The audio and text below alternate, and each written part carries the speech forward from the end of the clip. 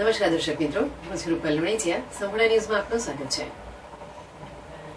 બનાસકાંઠા જિલ્લાના થરાદ વિસ્તારને રાજસ્થાન બોર્ડર લાગતી હોવાના કારણે અનેકવાર વિદેશી દારૂ અને અફીણ સ્થાનિક પોલીસ એલસીબી એસઓજી પોલીસ ઝડપી પાડતી હોય છે. ત્યારે વધુ એક વખત બનાસકાંઠા જિલ્લા એસઓજી પોલીસને મોટી સફળતા મળી છે અને બાપડીના શખ્સને વડોદર ગામની સીમમાંથી અફીણ, ગાડી, મોબાઈલ, રોકડ રકમ સહિત ₹1,29,980 ના મુદ્દામાલ સાથે થરાદ પોલીસ મથકે એનડીપીએસ એક્ટ મુજબ 2 શખ્સ સામે ગુનો દાખલ કરી વધુ તપાસ હાથ ધરી છે.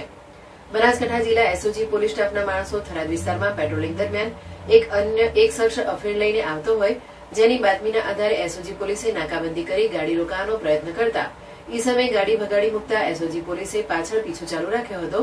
વડોદર 3 રસ્તા ગામના પાટિયા પાસે કોર્ડન કરી ગાડી ઉભી રખાવી ડ્રાઈવરને નીચે ઉતારી ગાડીમાં ચેક કરતા ડ્રાઈવર સીટ અને તેની પાસેની ખાલી સીટ વચ્ચે આવેલ ગિયરબોક્સ તથા હેન્ડ બ્રેક પાસે એક નવી બ્લુ કલરની સફેદ લાઇનિંગવાળી કાપડની નાકાવાળી બેગ પડેલ હતી, જેમાં તપાસ કરતા તેમાં અફીણ જેવું લાગતા સમગ્ર ઘટના બાબતે ઉચ્ચ અધિકારીને તેમજ એફએસએલ ટીમને બોલાવી વડોદર ગામની સીમા પંચો રૂબરૂ અંગત તપાસ કરતા અફીણ મળી આવ્યું હતું.